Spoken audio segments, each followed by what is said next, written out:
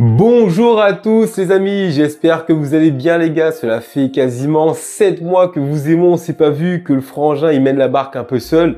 Ça y est, je suis revenu aujourd'hui les gars, donc après un petit mois d'absence. Donc les amis, aujourd'hui avec tout ce que le frangin a fait, je tenais vraiment à déjà le remercier. Déjà gros merci beaucoup pour tout ce que tu as fait, déjà pour nous deux c'est super sympa. Alors les amis, ce que je à vous dire, le frangin il a fait, c'est un dingue. Alors à la base, on était parti sur deux projets, donc le Mystic 114 et le Mystic Study, en plus du Gecko. Mais il a ramené un autre projet derrière avec le Genesis, qui n'était pas du tout prévu. C'était une coque que le frangin avait fait naviguer il y a pas mal d'années. C'était sa première coque. Et là, il a dit non, stop, ça y est, j'ai refait mes erreurs sur cette première coque. Donc, il a recommandé une coque Genesis. Comme vous avez pu le voir, les gars, il est en train de bosser à fond dessus. Cette coque-là, elle arrive. Donc voilà les amis, en tout cas, je suis vraiment content de vous retrouver. Maintenant, on va débriefer de ce qu'il y a autour de moi sur cette table. C'est parti les gars.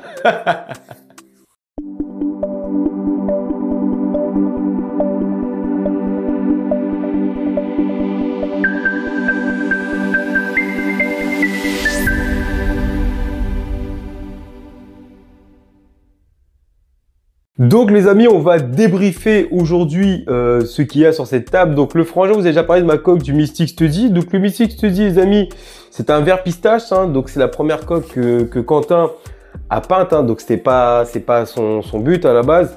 Donc Quentin, franchement nickel, je suis vraiment content. Donc les amis, mon Mystic Study a une péripétie. Donc quand la coque a été peinte, c'est sa première fois Quentin, super content du boulot, donc quelques erreurs pour lui, moi un peu je m'en fous, dès que c'est propre c'est nickel, quelques petites bavures. Donc là voici mon capot les gars, mais j'ai dû peindre l'intérieur de ma coque en noir, donc ce qui n'est pas plus mal, ça ressort vraiment le côté vert. Pourquoi? Parce qu'en fait sans le vouloir Quentin avait repeint tout le capot, toute la coque en noir les amis. Donc la coque, la voici les gars, oh, désolé donc la coque, les gars, elle a été peinte en noir de l'intérieur. Donc, c'est du carbone Kevlar qui a été simplement repeint, les amis. Donc, voici ma coque de l'intérieur, les gars. Donc, franchement, je suis vraiment content du rendu. Le côté noir ressort vraiment sur tout le vert. Donc, ça, c'est vraiment magnifique là-dessus, les gars. Donc, voilà, les amis, cette petite parenthèse que je fais au niveau de ma peinture. Donc, je suis vraiment content. Donc là, les gars... le frangin avait déjà fait les perçages des entrées d'eau sous la coque. Donc les entrées d'eau ont été faites sous la coque juste ici.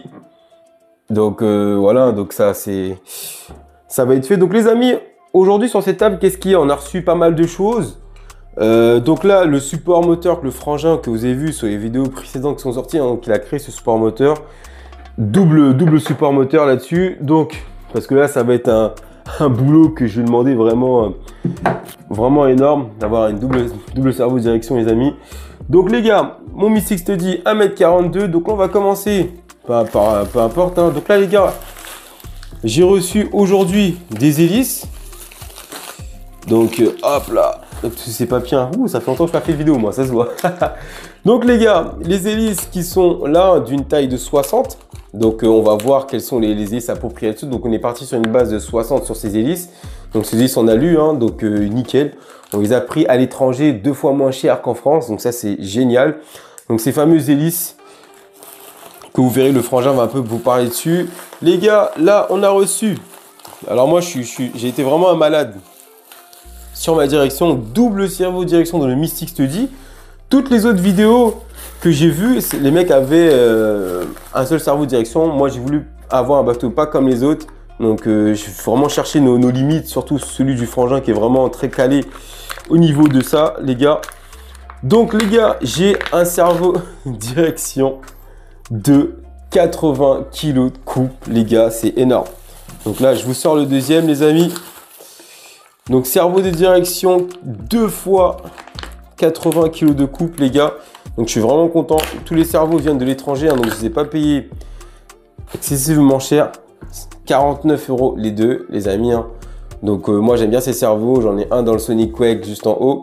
Génial. Donc 80 kg de coupe, ça va être énorme.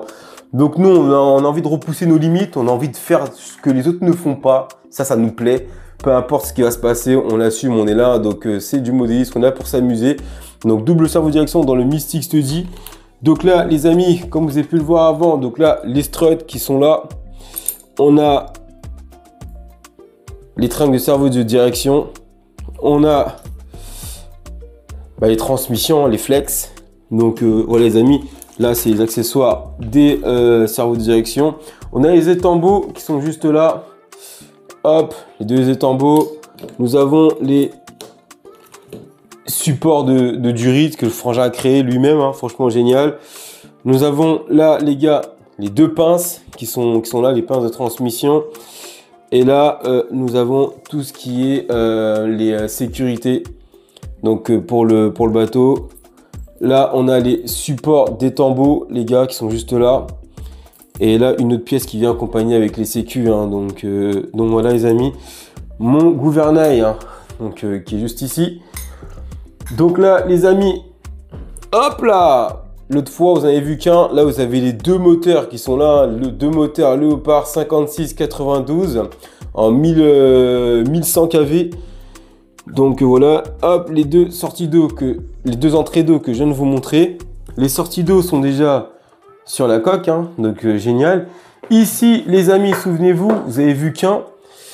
Donc là, les gars, j'ai déjà un variateur 300 ampères ZTW qui vient de Racing Powerboat. Hein. Souvenez-vous, il y en a qui ont cru que le frangin était là pour déconner. On va tester, ça n'a jamais été testé en France, hein, des fiches QS10.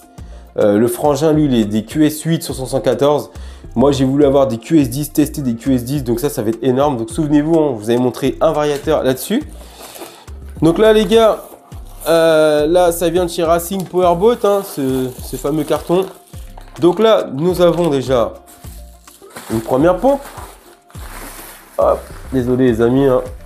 Donc là, on a déjà les pompes à eau, hein, donc ce qui permet de bien refroidir tout ce qui est variateur, moteur, pour ne pas que ça chauffe.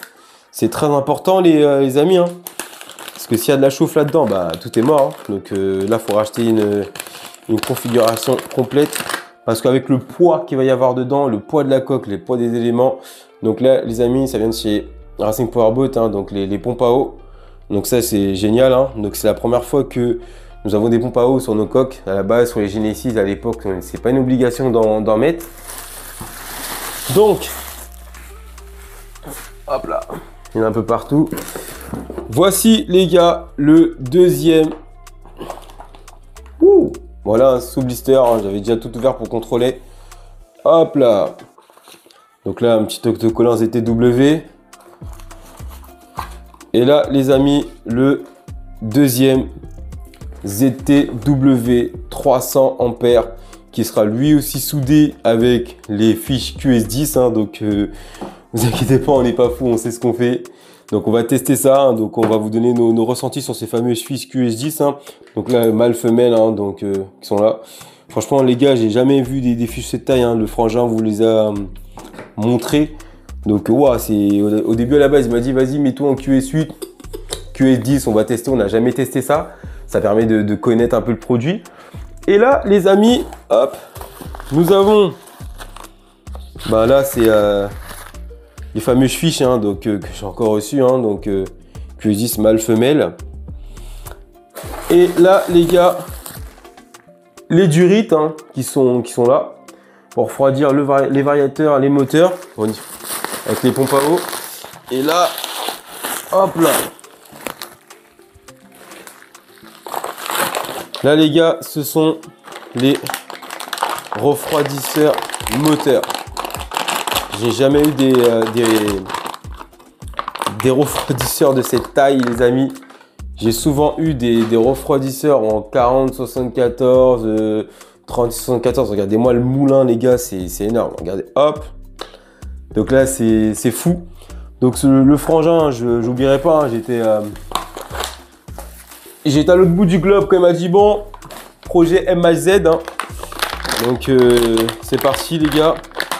Donc là, franchement, les colis super bien livrés. Hein, donc c'est été livré comme ça. Donc là, c'est le deuxième refroidisseur moteur. Hein, donc c'est énorme. C'est vraiment énorme ce qui va se passer sur ce projet, les amis. Donc là, les gars, par contre, une petite parenthèse que j'aimerais faire. N'oubliez pas que...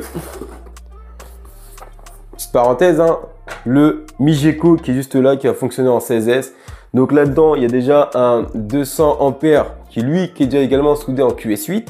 Et là, nous avons reçu le deuxième 200 ampères du ProBot Migeco. Donc toute cette préparation va être faite par le frangin, les amis. Donc, je sais que le Mystic Study, c'est vraiment une coque où nous qui fait qu'on repousse nos limites si vous voulez, en taille déjà, en termes d'équipement. Donc, ça va être vraiment énorme. Ah, j'ai le micro qui va me lâcher. Donc voilà les gars, c'est vraiment du boulot, c'est vraiment un travail hors norme qui va se passer là-dessus les gars. En tout cas, merci de nous suivre sur ce projet. Donc je vous ai montré ça un petit peu voilà, dans le speed, parce que voilà, j'ai d'autres choses à faire les amis. Mais en tout cas, je suis vraiment content que ces projets vous fassent plaisir. Donc le frangin va attaquer le montage du Mystic Study. Donc ça va être un montage vraiment énorme les gars. Et puis en espérant que cela vous plaît les amis. Donc là ça va être un monstre de puissance. Alors en termes de vitesse, il va être présent, il va faire le boulot. Mais là ça va être un monstre de puissance. Et ça n'a rien à voir avec le Mystic 114 les gars. Donc c'est du boulot, franchement frangin, grand bravo à toi parce que tu as une belle évolution dans le modéliste. Tu as une belle évolution surtout dans le bateau alors qu'il a commencé avec un ProBot Shockwave. Il y en a peu qui ont connu ce bateau. Moi j'ai commencé le bateau avec un Apache 24. Donc c'est des bateaux qui n'existent vraiment plus. Et là on a attendu 12 ans pour pondre ce projet qui a mis beaucoup de temps, beaucoup de maturité parce que ça reste quand même du boulot. C'est pas on achète une coque, on la monte, c'est pas ça. Franchement, si vous êtes entouré de personnes qui font du bateau RC, ils vous diront que voilà, commencez par des coques loisirs pour pouvoir arriver à des gabarits extrêmes comme ça. Très sincèrement, moi j'ai des très grosses connaissances dans le bateau, mais le frangin c'est lui qui est vraiment habilité à monter ça, comme je l'ai déjà dit les gars. Donc là en tout cas les amis, ça me fait plaisir de partager ça avec vous. Je vous dis à la prochaine, je vais vous laisser avec le frangin qui va vraiment vous montrer ce qu'il sait faire sur cette coque là. Frérot, à toi de jouer. Les amis, je vous dis à la prochaine. Ciao, ciao. Big up